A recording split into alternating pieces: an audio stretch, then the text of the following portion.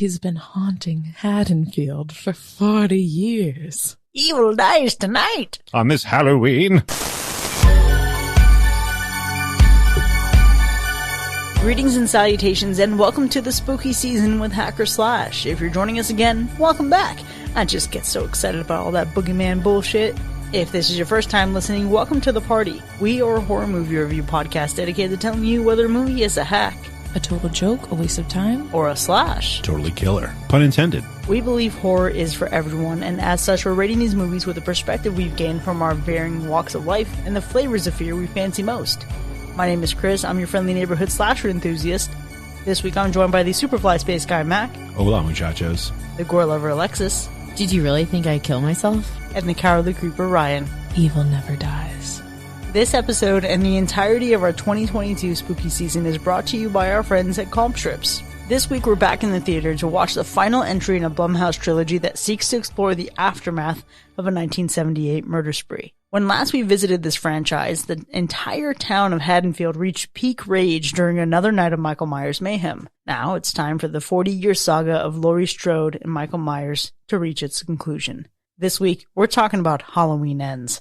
What were you expecting going into this? It's so funny with the title, Halloween Ends. You'd think it would be the ending, but I wasn't persuaded by it being the ending of this trilogy at all.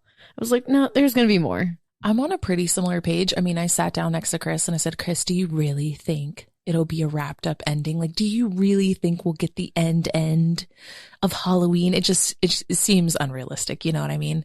But I just recently rewatched Halloween Kills and I was kind of expecting another like chasing Michael Myers.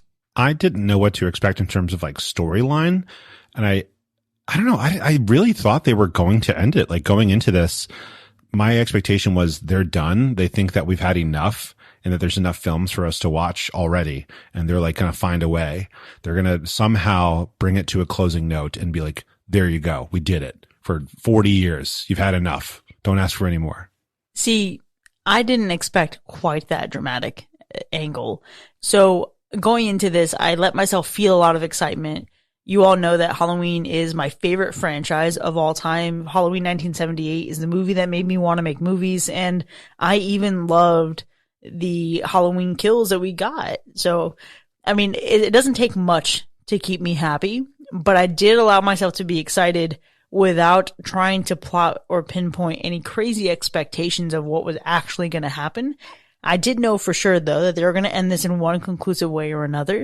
It was going to be a take on this relationship between Laurie and Michael reaching its peak, but I didn't know in which way it would happen, and I didn't want to know. There are a lot of rumor sites out there. There are a lot of spoilers that get leaked, a lot of predictions, and that's not something that I was down to explore because I wanted to just experience this in the moment. I will say, though, that sitting in the theater and walking in the initial moments, I found myself getting nervous. Nervous in what way? Okay, look, I enjoyed Halloween Kills, but it was a departure from Halloween 2018. We can all admit that and agree to that. There are a lot of people that hated Halloween Kills or think it's so silly. I still really enjoy it, but it is markedly different in quality from, I think, Halloween 2018. And when considering some of the directions that they were going, like when you find out a span of time that passes in this movie, I was thinking, what if I'm setting myself up for this with an open mind and I get Rob Zombied again? And I didn't think it would be quite like Rob Zombie. Like, I didn't think it would be Halloween 2007, but I did worry that I was going to be so dissatisfied with the way that it reaches a conclusion. I don't know if I was concerned about being dissatisfied. I think I found it to be a very interesting watch because it was like not at all what I expected. I didn't know what to expect, but for some reason it just didn't line up with what I thought the, final Halloween movie would be. And not in necessarily a bad way. It was just like a very different story from what I expected. I think there was a lot of time spent waiting. There's, I think, a longer amount of time in this one spent waiting for like something crazy to happen and for us to get to a lot of the kills because there was just like this big build. And I don't think I was used to such a big build up along the way. I mean, so often with Michael, we get the first scene of a movie, him walking out and killing somebody in their house, like almost always. And this was definitely a different feeling. I mean, there's like a whole half of this movie where I was like scared of what might be going on, and then not scared, which is really nice. And I don't mean like fear wise. I mean like afraid of where they were taking us with Michael. I get that. And Mac, I think we both had the same conclusion on that part, because I looked over at him and I said, how long is this movie? He's like, an hour and 45 minutes. I was like, how far are we in? He's like, an hour. I'm like, you're telling me this shit concludes in 45 minutes. Now, see, Alexis, one of your problems is that you like to check the time, and you should not check the time. You just got to go along for the ride. It was because at one point, an hour in, I was confused on where the fuck this movie was going, which you're right. Maybe I should have stepped back and just, relaxed, but I couldn't. And I feel like that was a disappointment for me, because I'm used to certain things in this franchise, and I'm used to certain people, i.e. Michael, being in a lot of this. And without giving away too much, I'm left wanting a lot during that first hour. And I was like, how the hell are they going to wrap up this entire movie in 45 minutes? Because to me, there seemed like a lot to still do. I would say I completely disagree with being disappointed by it, because it delivers. We get somewhere. If we hadn't got somewhere, I would have been like, dang, they really spent all this time doing all these things. And it definitely is different from what we normally get with Michael Myers. And, it's a diversion for sure. But for me, it is absolutely not a disappointment. It is a huge surprise. This movie does something different. That's for sure. But doesn't disappoint me with it. I'm down for the change up. So it's different in a way that you would enjoy. Different in a way that I found to be worth the ride. The destination was worth the journey. Okay, so the juice was worth the squeeze. Yeah, thank you for saying that easier than me. No, that was great. So I think obviously going into this with a lot of open-mindedness, a lot of ambition, a lot of hope that this would be good, even while admitting some kind of nerves there were some things that I did hope for. Halloween Kills gave us this brilliant 1978 flashback that built on the story and the lore. And I hoped for more of the same here, even if it wasn't like a full step backwards into 1978. Even if it wasn't that, I was hoping for more nods, more references. I wanted to have the memory of those who were lost in 1978 feel more present and part of this story in this chapter. And I think we get it in some ways and we don't get it in other ways. But it was a sentiment that I had while watching this where I felt the shift in this vision. Like when you think about what this trilogy was originally conceptualized as and it being a complete package, COVID-19 changed everything. And I could feel the difference here. And I'm not saying it's for better or for worse. And it's not fair to hold what could have been or what might have been against this film in particular. But I could feel the difference, and I don't know how I feel about feeling that difference. There's definitely a difference here. And we commented during this, I even texted you about it, that the storyline here and some of the twists that they went with and some of the changes that they made 100% reminded me of a completely separate franchise. I was like, oh, they're pulling a insert franchise name here. And not necessarily a bad thing. Like, I'm always down for a fun shakeup. So it was a shock. I think I wasn't prepared for that. I didn't expect it. I truly thought this was going to be just the third version, or not the version, but like the third installment and kind of what we've already seen. It's going to be a big fight against Michael Myers. There's going to be a lot of stabbing, people getting their throats slit, and then we'll be done with it. And I'm actually kind of glad that they threw one over on us. I'm actually kind of glad that they pulled one over on us and shook it up a little bit, because that honestly would have been boring. It would have been entertaining in the moment, but it wouldn't have been interesting story-wise. No, and that was one of the things that I said is like, could we really stand through another just the city chasing Michael the whole time? Like, oh God, it would have been unbearable. And to go back to what you said, this won't spoil anything at all because it won't make any sense. But there was one point where I looked at Chris and I was like, is this a Marvel movie? Like, where are we going? What are we doing? And I don't know. It's just such an interesting thing to get from Halloween, to be like uncertain of the direction, because I've never watched a Halloween movie and been like, I don't know where we're going with this. Like, it's very clear where we're going. We're going down the street with Michael. That's pretty much it. But I don't know. It's just such an interesting thing that this one did. Something that I think we were concerned was going to be a disappointment while watching this that ended up really not being was this dynamic that I'm mentioning where it's really shaking things up. I realized at the end while watching this majorly answered a lot of the questions that were thrown at Halloween Kills. There's a lot of, I don't know if they're questions, might be just legit criticism of how, certain characters are treated. And this movie is a direct response to that. And I absolutely loved when I realized like, oh, that was so freaking smart. So they were like, oops, we made a mistake. Let's talk about that mistake. Almost, but I think more so it was just kind of like, no, you're right. You have criticisms of the way that Halloween Kills ends and how implausible it seems. And this movie was a direct response to like, but wait, you haven't seen the whole story yet. Basically answering Paris the whole time going, how could he possibly be 60 years old and kill everybody? Yeah. And I hope that doesn't give anything away. I don't think it necessarily does because it's a long movie. There's a lot that goes on in it, but I think they were like, we didn't forget. Don't worry. Like we knew what we were doing. I think something that disappoints me though is that they seem to forget who everyone else was in this movie because the amount of whiplash I got on some of these characters, some I was happy to see return. There's like one character in particular who I was just watching Halloween Kills earlier today and thought, man, I feel real bad for her. I wish she was still around. And to have some kind of like acknowledgement of that scene in that moment, it felt really good. But I was really disappointed in Allison in this movie. Not in Andy Manichek's performance at all, because she was fantastic. But I was disappointed in the direction that Allison took. And that bummed me the fuck out. You know what? We will talk about this so much more later, but we talked about this in the theater because I was like, I'm not sure what's going on. And then I realized like the age that she's at. And I feel much better about it after that because I had, I think, a misconception about it during the movie. It's an interesting one. There are definitely some interesting things that happen with characters here. It feels inconsistent at best and not, in some ways, a natural progression of where the characters were, which, I mean, that's, I guess, the price you pay when you deviate and your movie is no longer set on exactly the same night. And now you're charged with, having to build in what does emotional response look like to an event like this.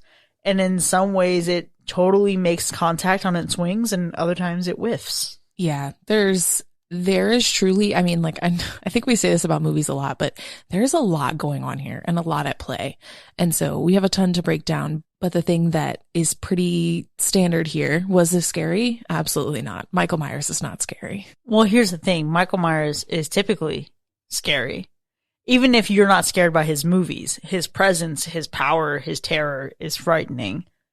And I think this movie does not build on the legacy in a great way. He's still threatening, but I'm not scared of this Michael now. But also he's 92 years old. Well, they paint him in a light, and especially in certain scenes where you're like, that's not the Michael Myers I know. He would never do something like that. This ain't your granddaddy's Michael Myers. This is someone else's. Meanwhile, it literally is your granddaddy's Michael Myers. I mean, it's not scary, but Halloween's never been scary because most horror movies never really scared me that much.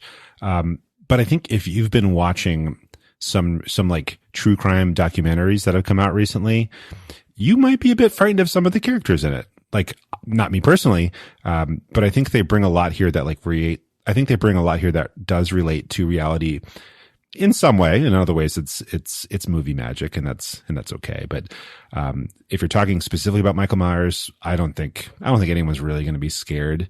If you're talking about the shape, as a presence, as a force, I think you can still have that, seeing something in the mirror and still have that fear going on. There is brutality there. Yeah. And I think that's the magic of like characters like this is the legend is what lives on and is what like frightens people, not the human being. And I think this movie does a good job of separating the two. He lives in you.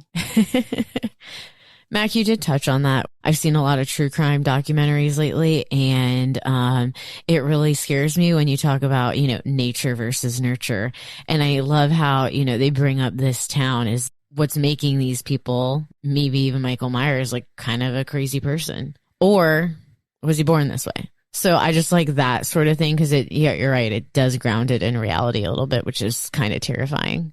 I will also say that for whatever lack or additions of fear or terror that we have with Michael Myers in The Shape, this is a different Halloween movie. This really just looked at Halloween 2018 for the fans, looked at Halloween Kills for the gore lovers and said, let's make something for the rest of y'all. And I think there's still some audience that they could have niched down to a bit and tightened some things up.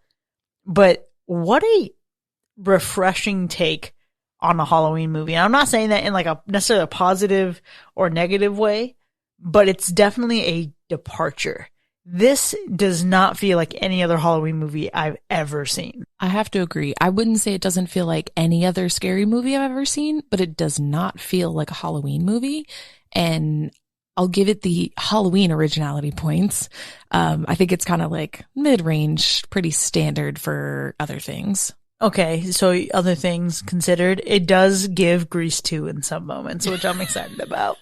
It gave me Michael Carrington. Yeah, and our friend Alan that came with us, he threw out a few other things. He was like, there were some Lost Boys references, some like you feelings. There's a lot going on in this that we almost never get in like a Halloween movie. Yeah, Mac and I were definitely like, is this Friday the 13th? And that's exactly what I felt like through most of this movie. To be fair, there's a bazillion Friday the 13th, so it's up to the listener to figure out which one we're talking about.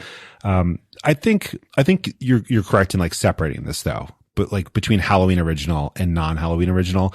And I also don't think that they didn't realize that. I think it's a deliberate choice. This is a different kind of fan service they're playing. Like I think 2018, they really like made a decision to make a Halloween movie, bring it back, imagine the rest of them didn't exist. Imagine the rest of them didn't exist since the first one, right? Like where can we take off from there? And so I think they made that kind of a choice. And the second one, different type of fan. This one, though, this is more of a horror fan in general. And so I think they played this game where they're like, it's okay that we talk about themes and situations and characters in ways that you've seen in other films because you're all going to love this because you love horror and that's okay. Yeah, there are some things in here that can warm the cockles of your cold dead heart if you love horror. But I think part of where I'm struggling is that you can consider the ending of this as two different things. The ending of a movie, the ending of a trilogy. And actually, let me go back, ending of three different things because it's also a 40-year saga of one of the quintessential final girls and one of the quintessential villains. He's been haunting Haddonfield for 40 years. Evil dies tonight. On this Halloween. When you think about the ending of this, is it a satisfying ending of a movie? Yeah. Is it a satisfying end of a saga? I think so. But is it a satisfying end to just this trilogy? I don't know. I would say it's not. But I think I'm just so used to certain things happening in Halloween movies that I just don't know if I'm completely 100% satisfied on this end. I'll be honest, I pretty much was. I mean, I didn't expect what we got from the ending. And when we got it, I was like, okay. I think that my feelings come from not being like a diehard Halloween fan. They just come from me being basically a casual Halloween watcher. And it satisfied me in a way because I hate what you expected is something that drives me kind of crazy. And I couldn't have dealt with that. So I'm happy with what we got. And I'm happy where we were at the end of this movie. Okay. So the ending of this is really interesting. And I can't give away why I think this way, but you can think of this movie like Chris thinks of it. And I think you can end up a little bit disappointed like I did initially, right? Where you're kind of like, that's 40 years of history. That's 40 years of film history, character history, etc. But there's a couple scenes in this movie that deal with the way a story is being told and who's telling it that bring us back to the fact that there's now multiple Halloween universes. And I think it's a good reminder that this is simply one of them. And so if you interpret it through a certain lens, you can go back now and still watch and enjoy the other films. Multiverse, baby. Boom. All right. I'm not particularly down for like multiverse stuff, but one of our patrons did mention like wanting to cry. And if you're like I want to cry at the end of a movie kind of person, this one's not going to hit that note for you. Okay, look, I cried in Halloween 2018 and this did not pluck any emotions from me. And I expected to be disappointed or sad one way or another. I think there are a few times that I turned to Ryan and said, having not done any predictions beforehand, here are like the 3 or 4 different endings that I think can come from this. And the ending that we got, I think was like an initial option, but it's not one that I thought would have like devastated and gutted me. Like, I think I was mentally preparing for this kind of ending. And it's one of those where the ending of the actual movie itself isn't an issue for me. It's not even something that I think would impede my ability to enjoy the whole franchise, but it's more so pulling back a bit and looking at the whole third film as a conclusion to this trilogy. I'm not super jazzed about it. I think the reason it's so disappointing is because they wanted this to be a conclusion to the trilogy. And I think with characters like Michael Myers, you should never do that. We've learned that over the last 40 years. You should never conclude anything. Like calling it Halloween Ends is setting up like a major expectation. I agree. And you should just let things happen and see what the future holds. Obviously, we're a little bit of a mixed bag here as Halloween Ends go. So let's go ahead and make our way to our ratings. Now, as we digest our thoughts and ponder what our scores will be, Alexis, what's the gore score for this movie? It's pretty high. You can imagine it is people killing people, specifically Michael Myers. And there's a lot of bodies in this one. I can't say that it's as much as kills, but it's up there. And what about the animal report? Mike loved pets. We're all good. Okay, but famously he doesn't historically. He eats dogs. Okay, but for this one, he loves the dogs. Well, let's go ahead and get into our ratings then. Halloween Ends from 2022. The conclusion of the Blumhouse trilogy. Was it a hack or a slash? I'll make this simple. I'm giving this a slash. There's multiple things going on in this movie, and although I was slightly disappointed that it did not pick up for me until an hour into the movie, it was still pretty entertaining. Chris, I do wish there was a little bit more nuances to the other movies in the franchise, but I don't think that's what this movie was necessarily supposed to do. You get gore, you get killing, you get Michael, you get Laurie, you get what makes the pieces of this Halloween pie great, and it's put together in a different way, so it's more like Mac's wife's pumpkin pie dip, and I appreciated that because it still tastes good. So this movie's definitely a slash for me. What a comparison that was, and not wrong. I think, sometimes movies take us on a long journey. Sometimes you really got to be like strapped in for the ride, and then you like start getting there and you're like, man, we could have taken a left a while ago and gotten the same place a lot faster. And for me, this movie doesn't do that. And I think it's really hard to talk about this movie, especially obviously as it just came out, without spoiling things. So I can't say all the things right now that I want to say, but for me, this is a slash. I just recently rewatched Halloween Kills, and I could not have sat through another one of those. I really couldn't have lived if we did the same thing again. And I'm so thankful that it took a little bit of a different turn. And I think it took, for me, like the casual Halloween person, it took enough of a turn that didn't completely deviate from where we were. This isn't like Halloween 3. We're not in a different universe, but it's different. It's unique. I really like it. I do think there's a little bit of like, I don't know, the magic of like opening night for a movie and seeing it in Dolby and everything like that. So I don't know. I don't know if this would change at all if I rewatched it a few times or something like that. But for now, this is a slash for me, and it's a solid slash, not like a questionable one. I'm going to start out with a story my dad was telling me one time. So he is a huge music fan, and he got to see a lot of bands live in concert in the 70s and the 80s, right? So recently he saw that Carlos Santana was visiting near him, and he was like, oh, I love Santana. I've been to concerts literally 30, 40 years ago. I would love to go back. Then he sees the ticket prices, and he was like, you know what? How much older is he now? In his mind, he's holding on to the memory of what it was like to see him live 30, 40 years ago.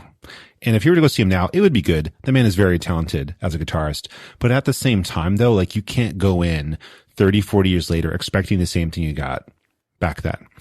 So it would still be entertaining. Of course, he'd still be good. Nothing wrong with that, but it's not the same experience. I think the same thing is true here.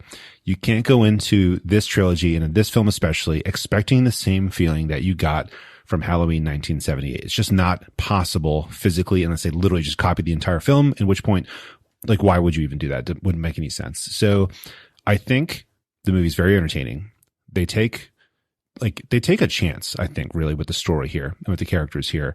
And in some cases, it doesn't pay off all the way, but in other cases, it pays off majorly. You can go into this and be very surprised by that. And I like that. I think you have to do that. This franchise has been around forever.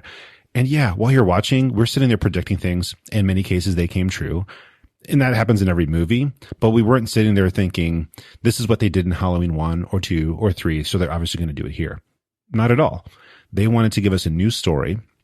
They did something here that another major franchise has done before, and they did it the right way, and they did it better, and they made it really entertaining, and they made you still love the characters that you had loved or feared previously. So I think this was the right way to do it. It didn't hit every target that it aimed for, but I think it hit enough of them to be an expert marksman here. So it's a slash. It's a great movie to watch. You know, Mac, you mentioned we were sitting here making these predictions and some of them come true, but it's not like it's something that, you know, it's happened in this movie, therefore this is what's going to happen. And I will say I did have a little bit of a prediction at the very beginning of the movie, and I whispered to Ryan, like, okay, based on the typeface that we have in the opening credits here, and based on the style of the pumpkins, and based on the scene that we just got, I think this is going to be the broader approach. And then that carried through for the whole movie. And it wasn't necessarily bad, but I do think I probably at this table feel the worst about this movie, which is a really weird turntabling moment here. It makes sense though, because you're the purist. You're the obsessed person. We're more casual watchers. And so we don't have the connection, everything that you do. But here's the thing. It's not that this movie is a terrible time or a bad time. But when I sit down and think about what this movie would have needed to do to be successful for me, it would have needed to keep Myers scary, which it kind of does. It would have needed to give a satisfying end to whatever this business he has with Laurie Strode is. And I think it does. But it also needed to hold and care for the reverence of the characters that we got and have gotten to know for the past 2 films. And it kind of just shits the bed in that. And that really bums me out. But the worst thing that I think this movie does is it cheapens Michael Myers. And it doesn't do it to the extent of other films that I've hated. It absolutely doesn't. Like, this is a far cry from Cult of Thorn Michael. This is a far cry from Rob Zombie's Michael Myers wearing a hoodie, having a long beard, and just like a half-exposed face. It's a far cry from all of that. But it's still not the Michael Myers that I was hoping I would get in this movie. But thankfully, I walked in with very low expectations, and I think ultimately this movie is a slash for Laurie Strode and Laurie motherfucking Strode alone. Truly. I think having the perspective of concluding a saga, this movie shines in that regard, but I do think this is the worst film for me personally out of the Blumhouse trilogy. It's not, I think it's in some ways technically better than Halloween Kills, but I didn't have as much fun with this one. It was a fun experience. It's a good theater watch, good to watch with friends. But there are some moments of this, particularly with the disregard for characters, where I was just like, all right, what are we doing though? Like, please stop where you're ahead. Knock it off, guys. Let's just get back on track here. I'm going to watch it a few more times because I need to continue processing my thoughts. But between Laurie Strode, between the tie-ins we get to, 40 years of terror with Michael Myers, this manages to do just enough to still be a slash for me. Now, with that, Halloween Ends 2022, now showing in theaters and streaming on Peacock, has earned a universal slash. We have so much to unpack about this movie in particular, so go check it out for yourself, then join us in the second half so we can break down that ending together. See you in a bit.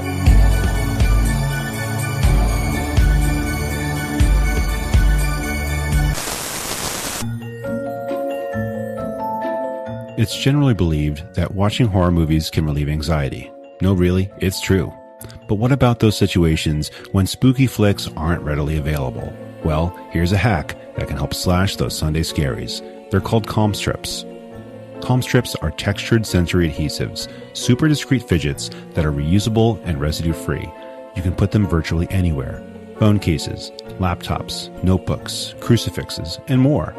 Pick at the corners, scratch the surface, or simply feel the texture for sensory feedback and stimulation whenever, wherever. Helpful tools for anxiety, ADHD, fidgeters, body-focused repetitive behavior, and reducing restless energy, something Laurie Strode would appreciate. Calm strips have over 150,000 satisfied customers since 2020 and used in over 5,000 classrooms. Save 20% when you shop at calmstrips.com and use promo code // during checkout. That's calmstrips.com, promo code /. Our thanks to Calm Strips for making this episode and the entirety of our 2022 spooky season possible.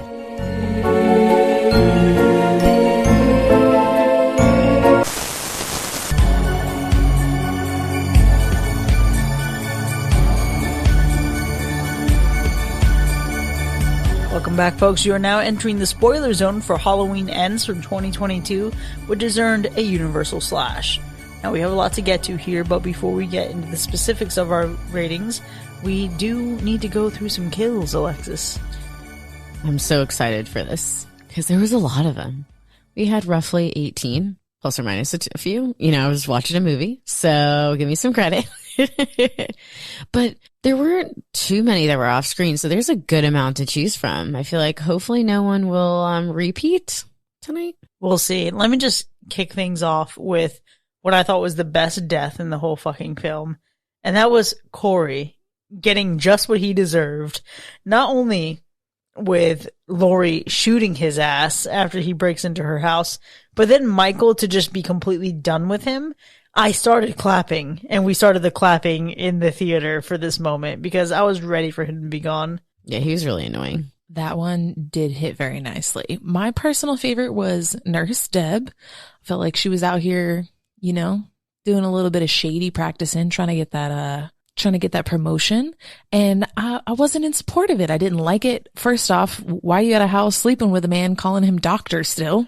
Because that's weird. You don't call him by his first name. Oh, what you don't realize is that he's really into that. Yeah, I'm sure he is. They were gross. Literally we're sitting in the theater and I'm like, you little hussy. But she was definitely my favorite kill because it was like the first really good Michael kill that we get, and she's stabbed into the wall and hanging there. It was not quite a stab and lift, but it was good enough. You know, it was a different thing. A stab and stick, really. Lift and stab. It was a moment where you looked at me and said, his kills are just so much better. They're so much better. Corey was such a novice at that moment, especially. I was surprised that Corey was even there. I think at that point it wasn't clear to me yet. Is it going to be Corey? That because somebody was going to turn in this movie. It became really clear, and they kept trying to make it ambiguous. But when we realized, like, yeah, he's doing these kills and he's going for more than just a homeless dude. I love the fact that Michael showed up to show him how it was done. Like, held it too. He's like, no, watch, you novice, you amateur. This is how you truly kill somebody, because he's out there like stabbing. He's running. He's getting his hand caught in the door. I think I commented when he did that. I was like, oh, what an amateur, because Yeah. You don't run. You take your time. Why would you need to run? You should scare the crap out of them by moving slowly. Mac, I don't know what you're talking about with them trying to make it ambiguous. It felt very obvious, the path that Corey was on, and it didn't seem like they were trying to do that with anybody else. It seemed like they were trying to do that with his new girlfriend. I would agree. I actually thought there was a moment where we were going to get Corey and Allison working together as killers. I said, oh, they're going to work together. And I did not mean Mike and Corey. I meant Corey and Allison.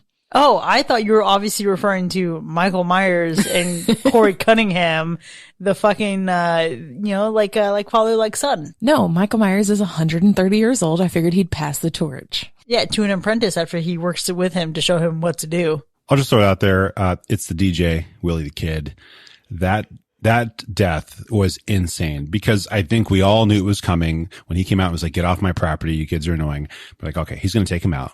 But when he finally storms in there and does it, he destroys that dude's face so much.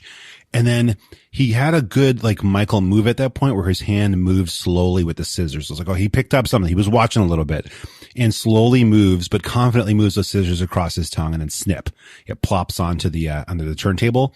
And that was intense. The tongue flopping on the turntable every time the needle just like skipped over it. Wild. It was also like such a not Michael Myers kill, right? Like we usually just get a stab, you know, maybe several stabs, but they're not usually that kind of like personal thing, right? Because his was about like you constantly have to listen to this guy on the radio. Everywhere you go, you hear him. It's like, all right, I'm getting rid of that tongue. You know, that's not Michael Myers style. Not at all. Personally, I need to shout out the killing of the cop because why was that kill like slightly erotic between Michael and Corey? Like, Corey was like holding this guy while Michael's like stabbing him. And I was like, are y'all good right now? Like, do we need to leave while y'all have a moment together? It was something. It really was something. And let me just tell you, that was the first real sign of trouble for me. It wasn't just Michael Myers dragging him into the tunnel and then letting him live. It wasn't just the evil eye exchange because that was problematic. But when Michael Myers killed that man and then just let it happen and then like teamed up, buddied up, what? No. We definitely have to talk more about the vision transfers because that was something. That was the Marvel bit for me. Worst part of the movie. Okay. Let's talk about the big one I think that we all noticed. And that was when Mike's choking him out, right? He's holding him. His life is flashing before his eyes. That's what's happening on screen is he is like about to go out. And so his life starts flashing and then he doesn't. And that's why it stops. So I think when we initially saw that, it was like, whoa. There's Professor X crap going on. And then I realized like, oh, he's about to die. He's about to go unconscious. And then he let him go. And so that's why it stopped. I don't think that's what was happening at all because it was clear that there was intended to be like some perception of like a transfer. Like he looked into Michael's eyes and saw who he like Michael instilled this evil darkness inside of him when he looked into his eyes. It's kind of like when you look at the creature in Nope and get snatched, right? This was you look into the abyss and the abyss gazes back. So while I don't think there was actually like a psychic link or like a transference of evil soul, I think it was a moment where Corey saw his life flashing before his eyes, being dissatisfied with what he saw and thinking, oh, I could do this better. Agreed. Chris, you mentioned this before where you were like, okay, this is where it's going sideways. To me, that hit very early on when I realized a lot of these kills weren't even Michael in the beginning. I was like, wow, these are interesting. These are either people who somehow like the couple that was shot or someone that was hung, or, you know, we have the first kill of Jeremy who is killed by Corey accidentally, in my opinion. But I was like, wow, there's a lot of savagery going on here without Michael. So I was like, where is this going to go? Like, it's already going downhill for me. That's the impact of the boogeyman. Also, have we all learned here that if something happens to someone with a knife, first off, for some reason, this is not a known thing. One, if someone gets stabbed, you don't pull the knife out. And second, if you happen to have a knife in your hand and something happens, you should just drop it immediately. Because more than one time, somebody here was caught with a knife in their hand and it really changed up the story. It really did. It's all about the narrative and you have to control the narrative. Get your prints off that fucking knife. And just most importantly, don't hold it while someone opens the door. That's the thing. Yeah, you really need a ring cam at that point. Like, you need some detection. Okay, the bad babysitter thing, though, because if he thought the kid was literally up there, like, running around and crap, why didn't he just go, like, your parents are almost home. I'm just going to sit here and wait for them to get home. Did he know that, though? Well, I think the haunting of Haddonfield for 40 years comes into play a lot because everyone has, I think, this like underlying fear. But, you know, there was a moment the kid is literally upstairs screaming and he's just like barely walking up the steps. And I'm like, bruh, are you gonna check on him? He's just truly the slowest walk you could ever have up the steps. And he's like, wonder why that kid's screaming up there. That's it. It's a little bitch. He's too scared. Too scared. I mean, obviously, if you have this child that you're babysitting who's just kind of been a dick to you, whatever, but the living room or the space is disheveled, the kid is missing, and he is screaming for help, that requires a particular sense of urgency that I don't think Corey is capable of possessing. Also, I'm not going to hold you. I don't know if I would pick up the knife along the way. I mean, I guess if I thought there could be an intruder in the house, I would pick up the knife. But just walking up the steps when realistically nothing's happened and there's just a knife there and you just carry it up with you to go find a kid, it's a little creepy. Yeah, but I do love the shot of Jeremy falling and just like, ooh, that gore that we get when we just quickly see his body. Terrible stuff. What a heartbreaking way to go. But damn, that really set the tone. Yeah, and it was super loud too, especially when you're in that, theater and it's shaking the seats. I'm like, holy crap, this kid just fell 3 levels. You guys all touched on a lot of very good deaths, and honestly, a lot of these kills were crazy. And you have this head stomp too, which I think is freaking nuts by Michael, and it's just so visceral. And I feel like that is a good point to bring up, is like a lot of this gore seems particularly the blood is very dark, but I think it to me doesn't seem like it's fake, except for the tongue. The tongue was fake. Yeah, so it's interesting that you say it was Michael when it was Corey, right? Mm-hmm. But I think it's like the moment of like he's channeling that. You just got a head stomp from him 2 films ago. But also, I think that's kind of one of my problems, right? How did Corey suddenly get this strength? Like, it's one thing for Michael Myers to be just unrelenting, persistent evil, and to like have this strength that almost seems inhuman. But then for this little guy who's just getting bullied by high school kids, the marching band kids, no less. But I think they tried to talk about that, which is like kind of a darkness coming out of him. Like, was there something already there? Or was it gone? Did it just show up out of nowhere? And so if that darkness is there, he just had to tap into it. And sometimes that darkness got some strength. Is that darkness coming into his glutes or his quads? Because that shit's ridiculous. I think so. I mean, Michael Myers was 25 running around killing people too. So if we all got some darkness, we're good. And we've all agreed that Michael Myers is not actually superhuman. He's just who he is. It's just his nature. So it's just the abyss. Once you tap in, things are unlocked. I think he let loose. I think when he finally just like switched in his brain that like, I'm going to start taking people out, he stopped holding back, because he quite easily could have taken those high school kids out. I think so too. And it's one of those things when you've gone through something, I think like accidentally killing a kid, your defenses against feeling anything that could allow aggression to come out of you are probably so high. That's how I saw it anyway. It's like if I was in that situation, I would be such a restrained person. And you can tell he is just by the way he is with his family.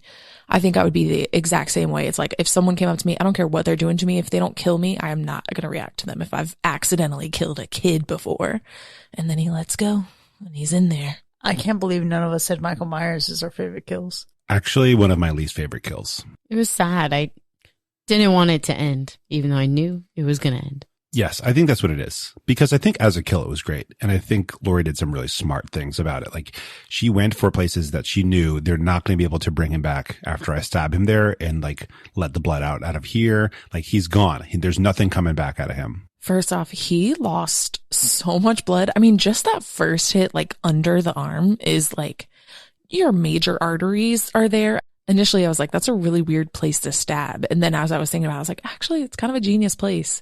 But I was a little bit surprised that she didn't have some, like some traps set up, like low key in the house. I know she said she bought a house that wasn't a trap, but I was like, girl, I know you got something. But she had one there. She had a little fire extinguisher there. Yeah, but I think that was just in case the kitchen caught on fire. She kind of home alone it. I thought it was propped up on the door, like it would have fallen on him. Yeah. So it was hilarious when that did not happen. Well, I think it had got pulled out at the beginning when they burned the pie. But yeah, I was like, man, if that kitchen island don't move and drop him into like a bunker underneath and burn him again.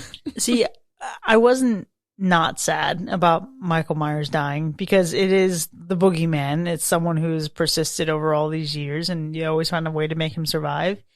But the finality with which he went out, I deeply appreciated it. It was a situation where either he was going to kill Laurie or Laurie was going to kill him, but we needed it to be satisfying no matter which way you went. And I could not be happier with the finality that he got. I agree. And I really don't think that Laurie could have been the kill here. I think Laurie had to live. She had to continue to be the final girl. Honestly, would Laurie produce the movie if she didn't live? I don't think so. I think this is what she needed. This is who she is. She is the final girl. She's always going to come out as the winner against Michael, I think. Even when she's lost, I still think we all see her as the winner. See, I thought it was going to be a situation where she would win by vanquishing Michael, but with her sacrifice, so Allison could kill Michael. Yeah, I could see that. It was a surprise to me, though, when he breaks free of the knife, holding his hand in place, splits his hand in half, which is disgusting, and starts choking her. And she is like, just do it then, right? Like, that's hardcore, bro. You were telling Corey minutes ago that you wouldn't actually commit suicide, but you're telling Michael to take you out by choking you. It's a bit questionable. She's ready to test him. Because honestly, if I had that man on my table, I would just be like, bruh, can you leave me alone? Like, what did I do? What's the problem? So she did less than me. I mean, I think there's no way she was ever going to let anybody but Michael take her out. But I think at the point where she got Michael under her thumb, really just like completely pinned down, I thought it was a situation where by the time he like reached up and grabbed her, she's like, I'm tired of this. You're clearly not going to go far, right? Like, this man is bleeding out. So I think she was just ready for them both to go. So my favorite visual element of this movie actually comes a little bit before that scene. And it is because we get such a put together Laurie this entire movie. She's got like her haircut. She's styled it. You know, she's getting compliments at the grocery store up in Haddonfield. She's, you know, kind of like a transformed person. And then we get Laurie sitting down with a bottle of whiskey after we've already known that she's gotten sober and stuff like that. And a couple minutes later, we get just like disheveled Laurie. And I was stressed in that moment, and I needed to be. That was like, they built the perfect tension with that. But the way that they alter Laurie to show what kind of like a mindset she's in, like if you think about the entirety of like Halloween Kills, she looks like a hot mess the whole time because she is a hot mess. And in this one, she's such a put together, completely different person. And in that moment, you just see this like little tinge, like, is she going to go back? Is she going to, like I said, have these traps in the house and stuff like that? And so that was one of my favorite little things that they did that made me question where we were headed when I thought I knew what we were doing. Well, my visual element that I chose is kind of a cheat, and it's the sound design. Specifically, though, the way in which they get it synced up slightly ahead of whatever crazy visual is about to hit, or like whatever crazy visual we're leaving. And so it was intense. It's very common, I think, in like really good YouTube editing. So like Casey Neistat level, where the start of a sound will happen, like a loud bang or something, but we're seeing the next scene, like split second later. So darn impressive to see it in this movie a ton. And it was really effective, like loud, crazy sounds happening, but all of a sudden we're in another scene, and it like still played out really well. It was such a good transition. And I think it made for some really effective jumps for some people in the audience as well. Yeah, I think that got me because you're usually expecting those to be hand in hand and to be jump scared or jumped out of your seat at some point. So my favorite visual is two classic scenes in which Michael Myers is in previous films, when he is behind the hedge, and this time Corey's behind the hedge. Brilliant. But at the same point, Laurie is looking down from the house in the shadows where you've seen Michael Myers too. So I was like, oh, interesting. They're both in positions Michael Myers has been, yet they are opposites of each other right now. See, it's so funny, Alexis, because those parallels are actually my favorite visual element of this entire trilogy, because we have this approach to the film that rhymes with the 1978 version. And in this, we have moments like the POV shot of Corey's hand grabbing the knife out of the drawer, just like when Michael was a child in 1978. We have these moments where she's looking out the window, but it's framed like the moment in 1978 where she's looking out her window and sees Michael standing in the sheets. And then we have the ending. Oh my gosh, the ending of this movie, where in the original, we have shots in the darkness of the house. And we know that Michael's no longer outside on the ground. So where could he be? Could he be here? Could he be here? How about here? The boogeyman is everywhere. But here you get peace.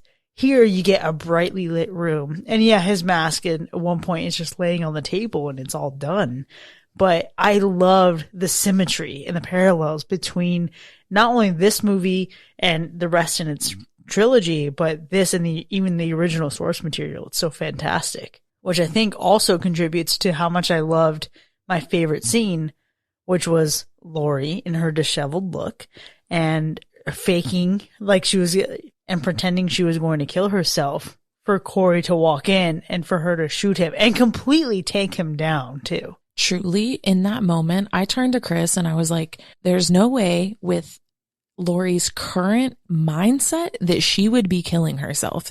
And if they had taken us down that route, and to be fair, I didn't think that Laurie was going to go out by killing herself, but if they had taken us down that route, I really would have had a problem with it because it doesn't make sense. It doesn't make sense for this person to grow and overcome so much that they've done and then to go and be like, I'm going to kill myself now just because of literally I said, Chris, it's been one day. She didn't even leave yet. And this woman's about to kill herself. There's no way. And honestly, they got me. I shouldn't have believed that for a second. Yeah, that was actually something that was baked into Halloween 2018. I think it was cut from the final version of the film, but it's in the novelization. And I think they actually filmed it where she was considering killing herself. But see, in 2018, and I would say in Halloween Kills, it makes complete sense. It's the, that kind of chaos mindset. Where she is now, she's so healthy. She's so grounded. She's so understanding.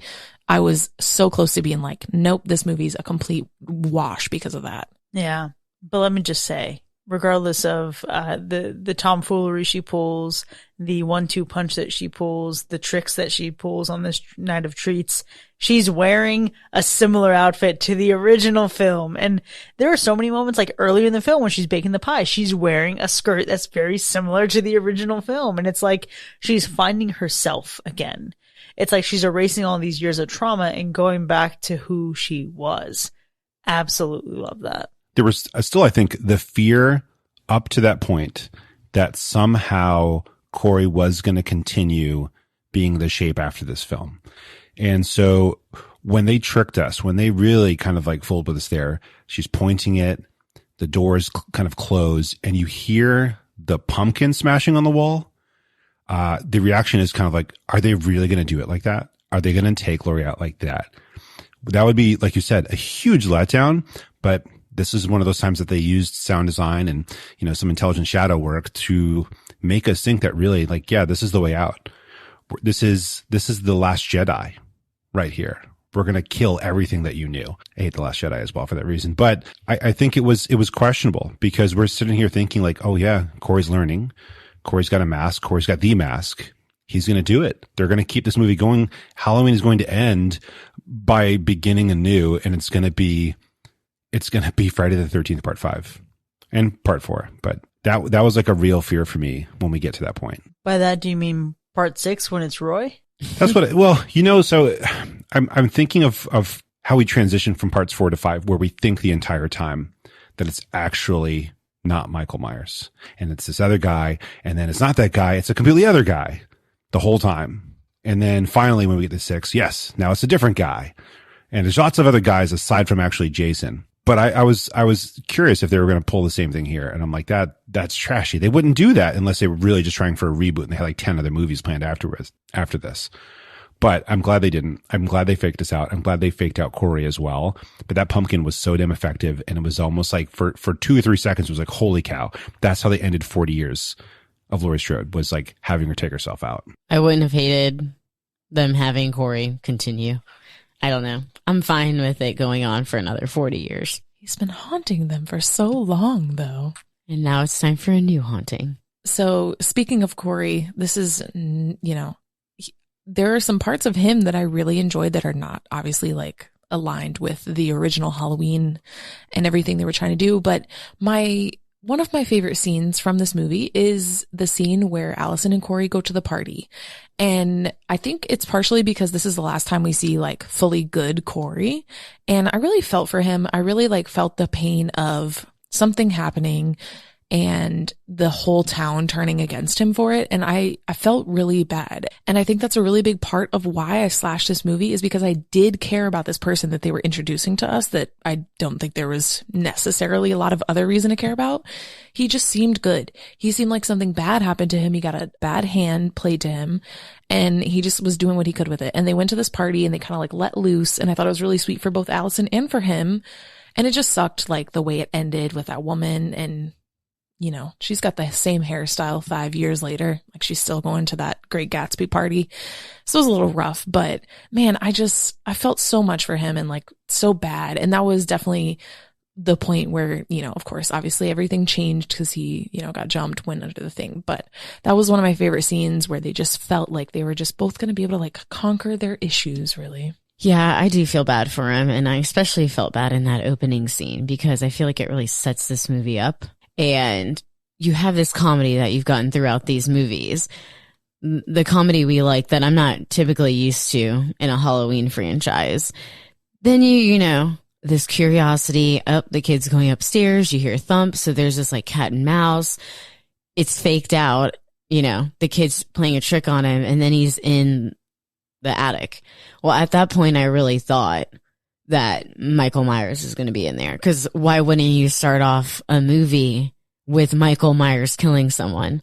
And I think that's what made this my favorite, because then there's such tragedy after that I was like not expecting, and it really just threw me out of sorts and really had me engaged from that moment on in the movie. The reaction at that point, like in the audience, was like, what the hell is going on? What are we watching?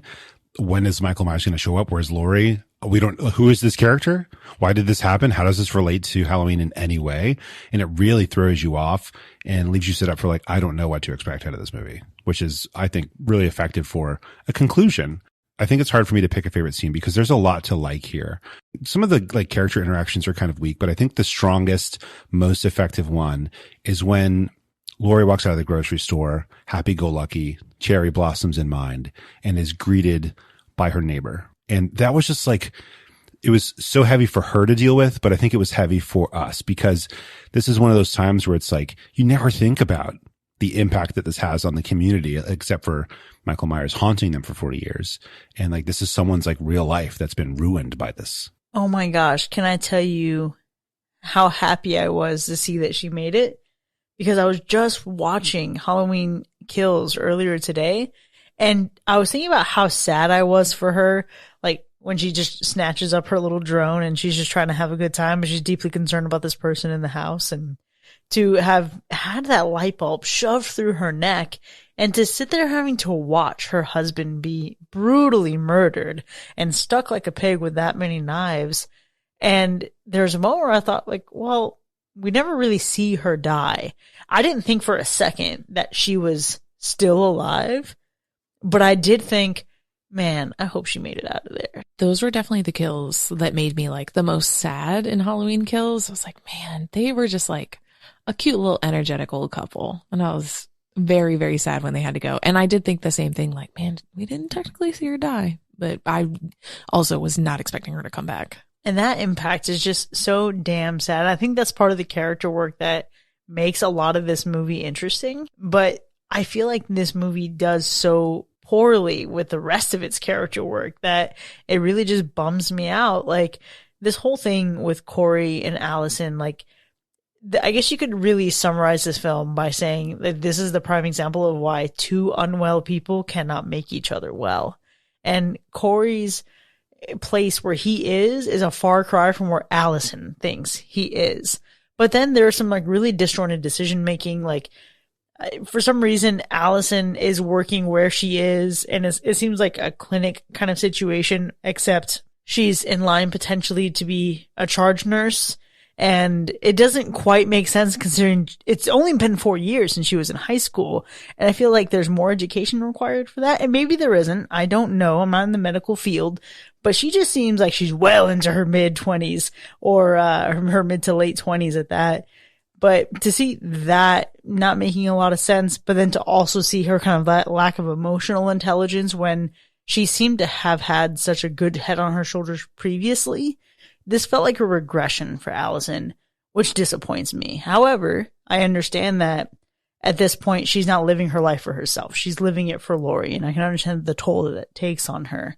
But I feel like she was not done justice in this movie. I feel a kind of two ways about her, because I think she was such a strong character before that it's really hard to see her not being like the one to carry the family this time. But at the same time, like, there's one thing, if you've ever been like the kid that has to be an adult your whole life, I feel like there is a point where like the irresponsibility finally sets in and you're like, cool, I need to just like be a little bit free for a little bit. And you know, Chris, I don't know if you are the type of person that would make irresponsible decisions for like a person that you like. I don't read that as something that you do.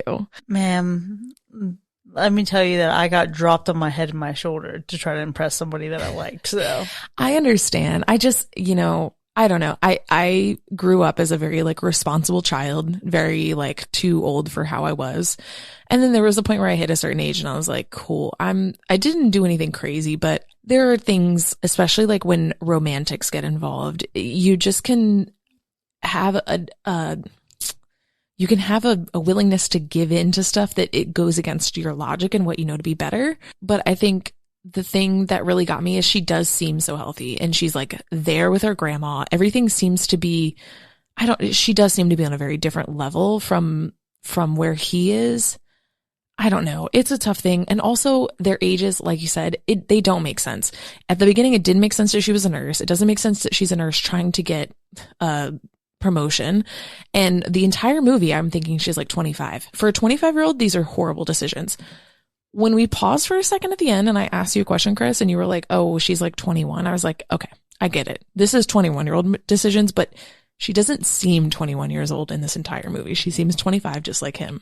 Their romance, and I get it. Maybe it was the initial attraction. I'm sure everyone can relate that it starts hot and heavy, but it was this odd perception that they had known each other and they had been around each other and they not had just met. Like they had, like she was making comments and jokes and stuff as if they had known each other for a while. Well, also part of the problem that I had is that the movie took place over like 4 days. Like they were talking about going to a Halloween party 4 days before Halloween. And then he came into the hospital. So 4 days later, she's like, I'm throwing away my grandmother for you. And I was like, listen, I can relate to a lot of stuff. I can't relate to that. yeah. Okay. So that's the thing, right? It's one thing for her to be on the journey that she's on emotionally, internally. It's another for her to make reckless decisions for some fucking dude. And like, look, she already had questionable taste in men, wasn't a fan of Cameron in the first two films, but she did not strike me as someone who needed this moment. Like, I get them kind of like being attracted to each other. I totally understand that. But with the whole let's run away together bit, listen, I get needing to escape the feeling of suffocation. But with this guy that you just met, Allison, I think you're smarter than that. They did a lot to make her seem like fairly sane and fairly well adjusted in many cases. But when we look at her track record of men, it's so poor. The cop that they show her like having dated for a little bit doesn't add up at all. There's no way that girl would have been going out with that guy unless secretly underneath all of it, she's in no way well adjusted and is still heavily traumatized. I am going to once again defend this decision because it is not uncommon for young women who should not be dating these people to date older cops. I don't know why, especially if they've been through certain things in life. It's just a thing that people do. I kind of related it, you know, we're kind of in a military area. It's the military thing when you don't have military. I don't know why, but people often date older cops. I don't know. It is what it is. Okay, but regardless of her track record with dating poor men and poor in quality, not financially poor, there's a moment where you kind of pause and realize, regardless of where this man is on his journey to being evil consumed, he sees Michael Myers, and his first reaction when seeing the woman and her granddaughter who are traumatized and brutalized by Michael Myers is not to say, oh, he's back, I saw him. It is, I'm just going to keep this real hush hush. Well, like one of the first things he says after he says, come on a walk with me is I killed somebody. Yeah, what the fuck? And you think, okay, Allison, why are you taking his hands? Clearly you must think that he's conveying to you some level of guilt about Jeremy. But this man really is just talking about the guy that he just killed. But he's going to take advantage of your positive intent by taking you back to the scene of the biggest like accident that set his life on a bad path. I think the last thing that I need to say about Allison is that my biggest frustration was there seemed to be a moment where she recognized that he was off. There seemed to be this moment, like when they first were in the diner, she was just kind of looking at him and kind of just like, I don't know, making a bit of a face like, man, something feels off.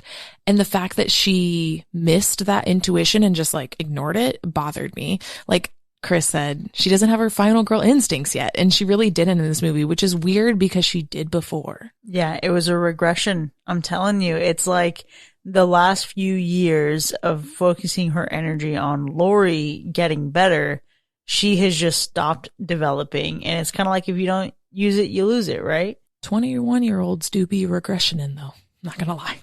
Do we think, though, that Michael Myers regressed in this movie? Because he definitely did in the beginning, for sure. Okay, what the fuck? I did not need to see Michael Myers struggling to kill someone. I didn't need to see that. Not at And I all. also did not need to see him buddy-buddy with some young kid. I think most of the criticism of this movie is probably going to come down to that. It's his partnership with Corey. I think there's going to be a lot of negative reviews and it's going to be really related to that whole dynamic. I like the fact that at the end he finishes him off, but I think it should have been shown as being more deliberate. And it seems like it only happened when he took the mask. I absolutely agree. It only happened when he took the mask.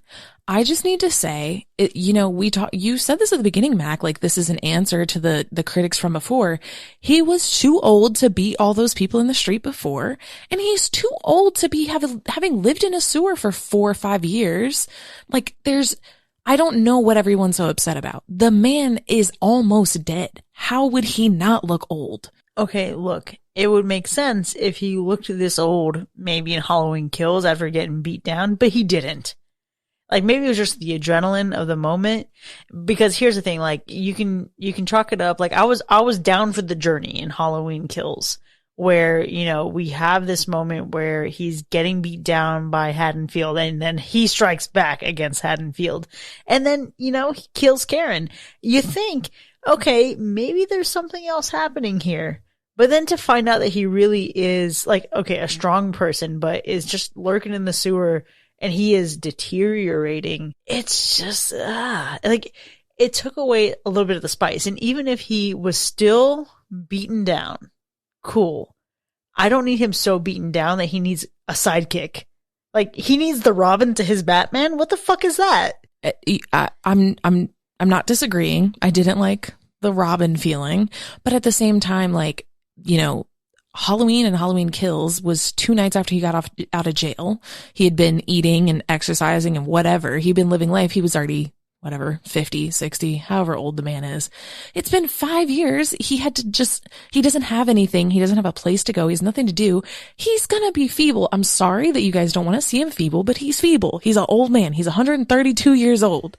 The man needs help. He gets older by the second that you try to age him. He's 175 years old. How's he gonna do this? Evil dies tonight.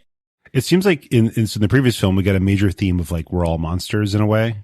Like the monster creates the monsters. And in this film, it was all about humanizing. It was all about showing that Michael Myers is a human. He's a crappy old dude that got beat up and now he can barely like push people down.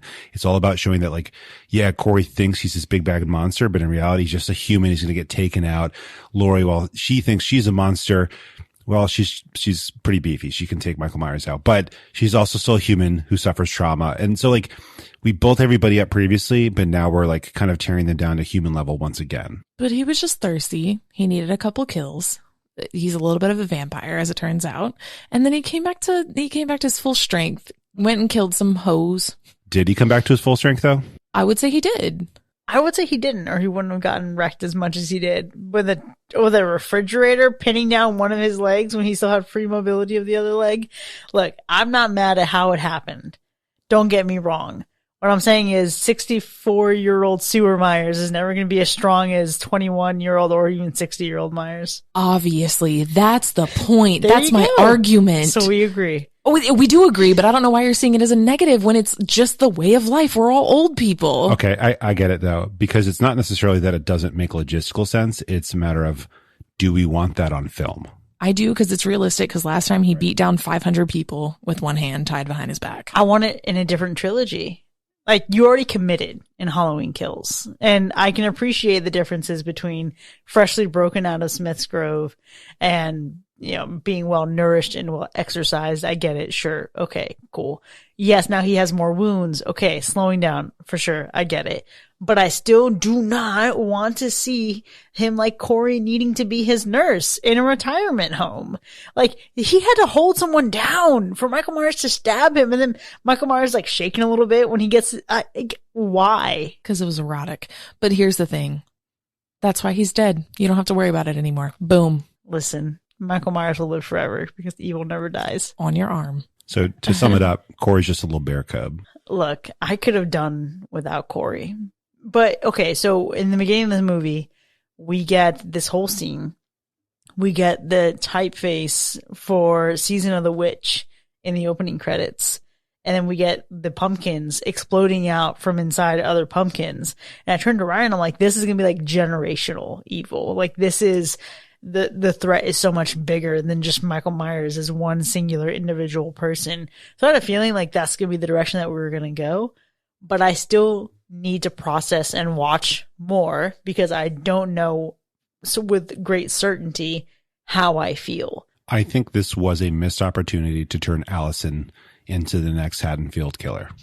I definitely thought it was going to happen for a minute. Nabu, that's Halloween 4 with little Jamie Lloyd. Yeah, but this is the new trilogy now. They could have taken things in this with this new family that she's got, not the old families. Oh, yeah. You know, this new trilogy, you know, there's plenty of material for us to go back and just make new again. Exactly, because this is a different universe in this multiverse of Halloween. I think one of the most interesting parts of this movie was using Corey and like doing this whole back and forth between them. I also do think it was easily the worst part of the film.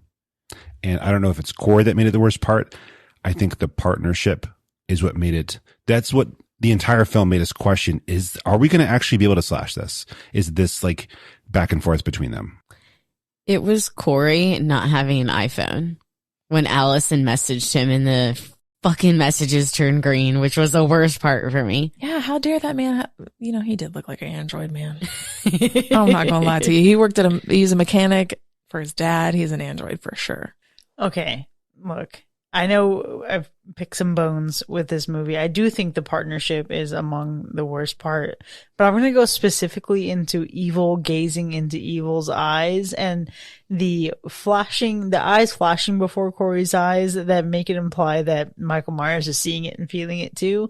It's kind of like that book, The Giver, where everyone has a certain role in society, but only one person gets to be the keeper of all knowledge, and they give that knowledge to others with a touch. And that's what that moment felt like. It felt like The fucking Giver. I do remember that book. Yeah, I mean, it was a great book, but not necessarily something that I want or need in a Halloween movie. But I do want to then conversely say that the best part of this movie, not fully the best part, but one of the best parts, was its use of archival footage from the original films, because there's a moment where we get the original shot as we hear Laurie's voice kind of reading her memoir. We get the shot where we get the title card in 1978, and it's just so damn good and satisfying. And then to see her photos of Linda and Annie above her little craft that Karen made her when she was a small child, it felt like that connection that I wanted. It felt like this is a real place. These are real people. These are people who remember the people they've lost. You were very happy when we got some original footage, because it definitely wasn't the same as Halloween Kills, where you were like, eh. But I think for me, the vision thing, the eye connection thing was definitely one of the worst parts. I have a few others. I think Allison falling for Corey's like facade was another worst part. And the last one is Corey's family. What are those people? And I just need to say this on the podcast. why was that woman drinking milk while she was eating spaghetti? Okay. I just need to ask that question. I don't know what's wrong with you people. If you do it, don't tell me because I'll never talk to you again. That's crazy. I do want to point out that that wasn't even your first question. Your first question was, why is there so much pasta sauce on the glass of milk? And then several beats later, why is she drinking milk with spaghetti? It was amazing. It was a horrific scene, but that family is horrible. And it does have some importance in the story. I think it leads into like what's really going on inside of Corey, and maybe that darkness has always been there and yada yada. But that family sucked, and I wouldn't say I needed them to suck. They could have not sucked very easily. I think though it's about lacking control, right? And it's about how he has these moments where he tries to stand up for himself in front of some high school kids, but he doesn't even stand up for himself at home. Yeah, when his mom's kissing him on the lips, which I don't know about y'all, but my mom or dad does not kiss me on the lips. I'm not as weird about that as other people. Not that I do it, but I'm just not as weird about it as other people. But also, more importantly, she cussed him out 1 second before it. So she was psycho too. That's the problem. Exactly. I'm not particularly stoked about revisiting that relationship on my rewatches, but this is something that I will absolutely be seeing again. I think I have Halloween off this year. So I'm going to do the original franchise, and then I'm going to do a rewatch where it's like 2018 kills and ends. And I want to see how it fits together, watching them all back to back to back to back. I do think that I need to watch this again. I think I need to be away from the release of it, the theater experience, being with friends, people I love in kind of a packed theater. I do think I'll probably feel differently when I rewatch this at home. I don't know if I'll feel that much differently. I don't know. But I definitely would watch this again, probably very similar to the way Chris would watch it.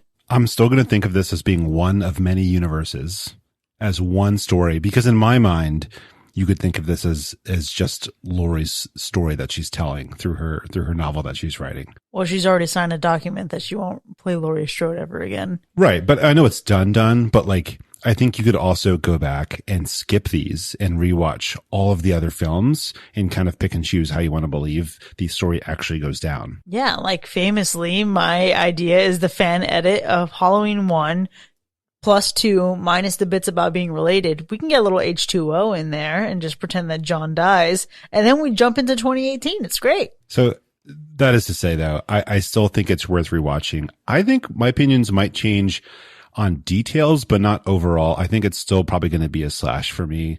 I just wish I had time off to watch every single film, like from start to finish. And I know it would take me way too long to be able to do that, but I would love to be able to watch this trilogy at least from start to finish, all in one go, all in one day. Quit your job. That's true. I don't need food or housing or anything like that. Yeah, just take 1 day of unemployment. It's fine, Mac. It's really not that big a deal. I am the quit your job person in everyone's life right now, because every time someone complains, I'm like, quit your job. It's great. You can find other jobs that allow you to watch movies. Yeah. Well, I know that this has inspired so much desire for you to spend time at home watching movies, but for now, there you have it, folks. Halloween Ends from 2022, the conclusion to Laurie Strode and Michael Myers' saga, as under Universal Slash. Now, we certainly had a lot to talk about here, but it doesn't end here by any means. We want to know what you think. Were you down with Corey Cunningham? Do you think this movie took some missteps? Do you think it ranks higher than Halloween Kills? Let us know. You can join in on the conversation by hanging out with us for free over in our Discord, and you can click the link in our show notes to sign up. If you've enjoyed listening to this episode, consider becoming one of our patrons. Visit patreon.com/hackerslash to enjoy more of the show with early access, extended episodes, bonus content, and live shows. If you become a patron as part of our New Blood Drive during October, you'll also receive our limited edition anniversary poster. Thanks again to our friends at Calm Strips for making our 2022 spooky season possible. We'll see you next time, folks, and remember, when you gaze long into the abyss also gazes into you. Bye.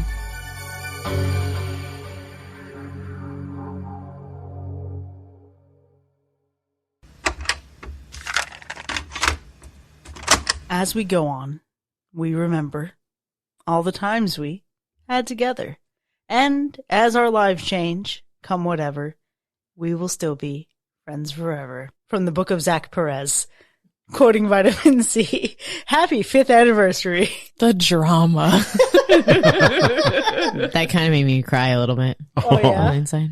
Why does that make you cry? No, it's just a lot of memories in what, 5 years? Yeah. Yeah. Well, you have been here since 2018, so 4 years for you. And 3 years for Ryan and myself. 3 years for us, yes. For a fact, we did the Okay, math. Doing the math. Yep. Because it was, Crawl was the first time we watched a movie. Together. Like together. And then I recorded that episode, but you didn't. And then you joined, what, an episode or two later? Yeah. Wow, I was on a full year before y'all got on. Yeah, you were like the OG when we got here. You Yeah, were holding it down. You joined the summer of 2018. Rest in peace to those people that used to. It's me. I'm the people who used to be on here. Rip to me. No. It's not you. The people love you. There's a reason you're here, and there's a reason the podcast is still here. 5 years of memories, though. What a wicked change. Chris, how do you feel about your baby being 5 years old? I feel like I gotta send this fucker to kindergarten now, so it's gotta really start making its way in the world and, contributing to the household. No, I'm kidding. It's wild, though, to see. Obviously, I was doing an Instagram live earlier with Calm Strips, who sponsored us for this month. And I had the question, was asked the question of why did you start the podcast? And then just thinking back to what A, podcasting was like back then, but also B, what horror podcast and what the horror community was back then, and seeing like the way I felt like this needed to be. It's been able to grow into something so much more than I could have ever imagined. And I think that's all thanks to finding the right people to be on it, which is all of you. Stop. I'll cry right now. I'm 2 beers in. I will cry. Let's go. I love that. I remember listening to the podcast, like hearing about it because, we worked together, listening to the podcast on long drives. And so I would do like 2 or 3 episodes. And there was one, what episode was it? It was Pet Sematary. It was Pet Sematary. That's right. Because I think I said like Alexis's thoughts were wrong. Oh, excuse me. Oh, to be clear, he thought everyone's thoughts were wrong except for me. And I was like, I need this guy around. Yeah, that's what it was. To balance things out. So the other 3, yourself included, Alexis, I was like, Chris, like, come on, what are they saying? What are they thinking here? This is nuts. And I think shortly thereafter is probably where I was like, oh yeah, I would love to like watch a movie with y'all. That sounds like so much fun. And, Rob in the chat is telling me that's wrong to tell people that their opinions are wrong. But I don't think I phrased it like that. I just thought they were nuts for thinking what they thought. It sounds like you just said I was wrong. Yeah, you were wrong. But it also sounds like exactly what Rob says to us on a regular basis. So we're good. Yeah. We're fine. That is very true. Yeah, he constantly tells us we've disappointed or failed him. So that's okay. It's love. That's what it is love. But yeah, it's weird to imagine like my coworker has this cool podcast and I'm listening to it, and like several episodes later, I'm still listening to it. And then like one day I've done how many episodes, and that is mind blowing. And now we're not even coworkers anymore. I know, that's even weirder. It's been literally years. Like what? It's been like 3 years. You weren't even dating anyone when you started this podcast, and now you're a full ass married man with your wife making us a beautiful spread. I know. Pause. He was dating a lot of people. Well, he wasn't significantly tied to one particular person. Yeah, he was very far from dating anyone. I was too. And That's true. I don't know what I was dating everyone too. No. You were between a couple things. Yeah, you were happily committed. I remember that. You were happily committed to one man. I don't know about happily. You were committed heavily to one man when I joined and when Ryan joined. Because we used to record at the townhouse. And that man was Max Foot. Not quite. There has been a lot of footsie along the way, though. But That's true. okay, I am realizing this because the bit in my mind where I just remembered about where your dating life was, that was when Peach was on the show. Yes. And then Mac joined, and then Ryan joined shortly thereafter, like a week later. And that's when you had kind of made the decision to commit. Interesting how all of our lives have very, very much evolved since then. To be fair, mine has been quite the same. Oh, no. Yeah. Up until very recently. Possibly, yes. That's totally not true. That's totally Your true. life in general has been the same. Yes. You have had a very dynamic time the last few years. I'm a very different person, yes. But my life, like as far as like stages and living and things that I have to do and my jobs and stuff, it's all was the same for a very long time. It was until recently, and I think this is a good time to tell everyone listening that Ryan and I are engaged. If only. Okay, maybe not. The real hanky-panky going on, okay? No, but the recent life changes have been great. But yeah, it's very interesting to think about what we've done and where we've been in 3 years. And truly, like, the podcast is so different. And amount of interaction that we have with everyone, like week by week, every episode, like, why are y'all staying up listening to our episodes live? You're crazy people. I don't understand you, but I love you for it. I love it. I welcome it. It makes me feel so nice inside. It also is really cool when, I think we've mentioned this before, but Zach Perez, who's one of our patrons, has chronicled the years of our show by when he was in college. So he is fully a college graduate now, living in a big adult job, but he started listening to us when he started, and that is amazing to me. I can't wait to be a fully graduated adult human in the world. That's a journey that you could have been on too. Had you listened to Hacker Slash? Yeah, I've been on it for a while. It's been a long journey. But instead of just listening to Hacker Slash, you joined, so we slowed you down a bit. But I also love that. This is from Rob. I thought Mac and Alexis were a couple for a long time. I was confused when Mac got married and Alexis didn't. Oh my God. It's too bad. Oh, that's hilarious. It was confusing when Alexis stayed with me on the wedding night.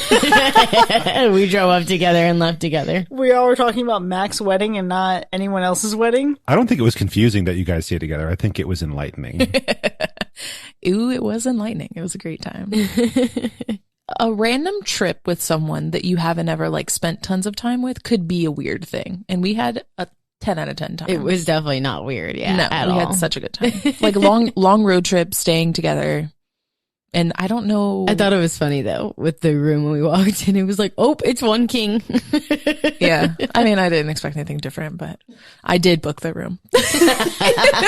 And Ryan thinks I'm going to take advantage of her, and she's out here booking a single bed for her and Alexis. It was significantly more affordable. That's the truth, I promise. It is weird thinking about when we first started having Peach around.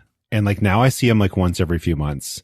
He'll just pop in and say hi. And recently he was like, hey, let me know if you're free X day. And I was like, oh dude, free on a day? No, that doesn't happen anymore. He does just you just will be somewhere and you're just like, Peach, what are you doing here? Let me tell you something else though. It's a little bit sentimental, but I was thinking about the idea behind the podcast and what the ultimate goal was. And I wrote this down a long time ago, many years ago, and I didn't really feel it, that it's actually here and a real thing until very recently. And that was the ultimate goal is to foster an environment in which conversations about horror movies are used as catalysts to build enriching connections between people. And man, I thought that was a pipe dream, but the community that has really shown up for the show and shown up in Discord and showed up in Patreon has just absolutely blown me away. It's very true. And I've heard you say that as the goal before. And it's funny because other people have said you need other types of goals for this podcast and monetary goals or size goals or something like that. And your focus has always been on the community. And that's what makes it special. That's why we're not the horror podcast that, I don't know, farts on the mic and cusses you out and says that movies just suck just because. Yeah, for sure. I told Chris today, it was kind of mind blowing to me that a listener on Instagram was like, hey, where can I get a sticker of your face? Right. Oh, she think you cute though. Well, I won't read her response because I literally just said where are you going to put it? And she just listed funny places, but one of them was why would you ask her that? I was just curious. I was like, does she want a laptop size sticker? Does she want a sticker for a phone? But she came up with good places like water bottle, a laptop, car, and then she throws in Death Note list. And I was like, that's amazing. Fantastic response. I love that. I do actually have to get in there. Part of my vacation plan is to update the store and make some new stickers and shit. So don't worry, listener who wants Mac's face, you'll get that soon. But at the same time, another human being that I've never met wants a sticker of my face because they listen to me give ridiculous opinions about movies. And that's amazing. It's mostly because of your voice. You got the radio voice. It definitely is. That's how you're pulling hose on the podcast. I don't need to be pulling hose. Even I don't think that's mom. what it is. Meanwhile, your wife is completely supportive of this that we do here. So we need to chill out. Okay. No, I'm not pulling any hose. Let's just say that. That's not what's happening here. How does it feel to have the best voice on the podcast? I don't think that's true. I don't think that's true it's because true. I have had friends and friends and coworkers who have listened to episodes tell me specifically they thought Alexis sounded hot. They're like, I've never seen her, but she sounds so hot. But she sounds like a hot blonde. I don't think I sound hot. I think I sound like I don't know what the fuck I'm talking about. Sometimes, but mostly you sound like a hot blonde. For sure. That's why it's confusing that I'm me and you're you. I don't think I look like the hot blonde that you sound like, but I'm the blonde and you sound like you're blonde. I think the funny thing is that most people on podcasts who will have attractive voices also look like potentially gremlins sometimes. But I want to say that you two are very attractive. So it's like you really deliver on all areas. Thanks, Chris. So do you. You deliver on well-researched. You look well-researched. And always well put together, no It's matter true. what. I look like a gremlin who's well-researched. You know, You do not look like a gremlin. Shut up. I've known Chris for now going on 8 years. And one of the first things I learned about Chris was the level of organization that she like expects at all times. And like seeing, I think back then it was cool to do Evernote, right? Was that the thing? Oh my God, yeah. Yeah. And so to see you like have a notebook, have perfectly crafted letters that you're writing in, shapes like check boxes and arrows and all that kind of stuff. And then you would like do the Evernote scan and it would like perfectly import your notes because somehow your handwriting is good and mine is chicken scratch. But I remember you like showing me your system, color coded, tabbed, everything. And I was like, holy cow, that's organization that I will never reach. And that is impressive. I love organization porn. Wow, I don't even know who that Chris Rojas is anymore. I haven't used Evernote in so long, but I love that you remember this about me. Yeah, but even your notes on your iPad are like that. I mean, that's true. Yeah. That's true.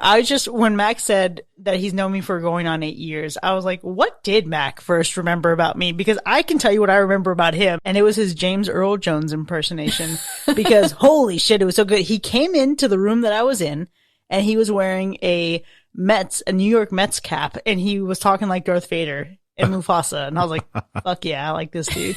I can't do that anymore. I haven't practiced it in such a long time. I think it needs to be a sponsor read. I think I've tried before, but you know what it is? So what I realized is throughout the day, the more like anxious you get, the more like tight your throat gets. And then like your pitch increases and all that kind of stuff. When I wake up in the morning, people joke about morning voice, but when I wake up in the morning, it's pure Darth Vader. Yeah, there's a lot of things that happen in the morning. I'm the father.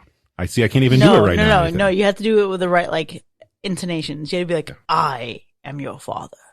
I can't even do it. You can. Luke, I am your father. Yeah, you're getting there. That was pretty good. Yeah. You could get there if you tried Definitely it like 3 more Mufasa. times. It would take me a little. Everything the light touches. Is that what he says? Is everything light touches? Yeah. Everything the light touches is ours. What about that shadowy place?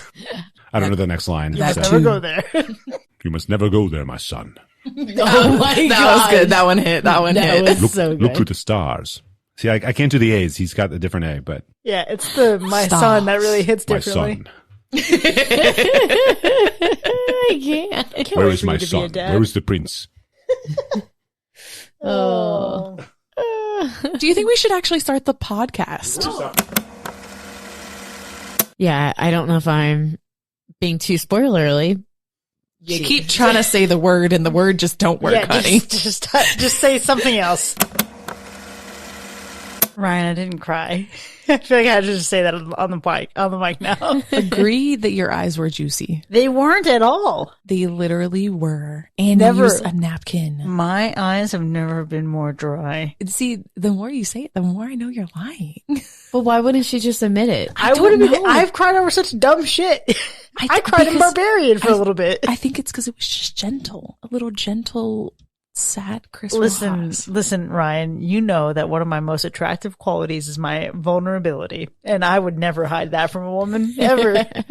Was it the movie or the smell of your bloomin' onion that made you cry? Whoa.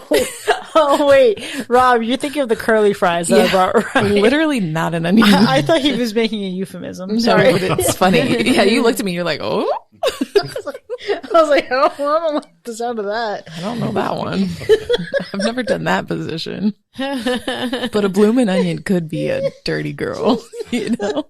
And the rest do. Oh my gosh. We've flip flopped. Usually we're like this.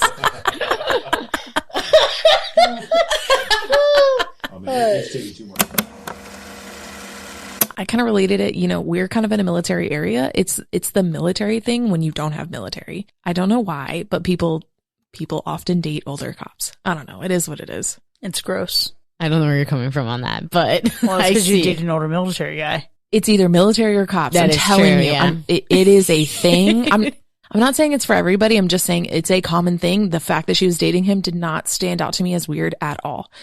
It's a poor decision that you make when you're 21. He's got money. He can do stuff. He's got power. I don't know. You just get swindled. Fucking messages turn green, which was the worst part for me. Fair. What year was this? This year? Yeah, it's like set in present day. That's supposed to be present day? Yeah, so it's 4 years after 2018. You know what? This whole time I'm thinking, oh, this is old school. Yeah, okay, well, there's some... Wait, I might need to rewatch this. There might be some things I got some beef with. Why? It's just because I always think of Halloween as being old. I'm thinking of like old. Of course it's now. Just double checking that I'm recording. Press the red button. We'll see you next time, folks. And remember, when you gaze long into the abyss also gazes into you. Bye. Oof. No? No, it's a good one.